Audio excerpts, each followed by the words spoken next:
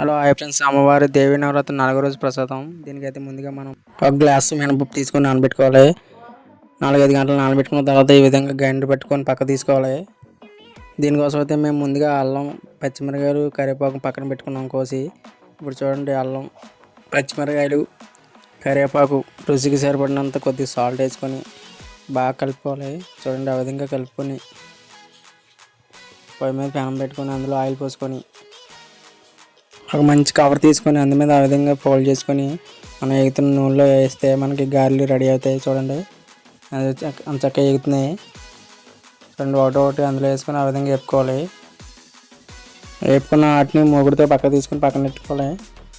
ఈ విధంగా చేసినట్టయితే అమ్మవారి 4వ రోజు ప్రసాదం రెడీ అయినట్టే.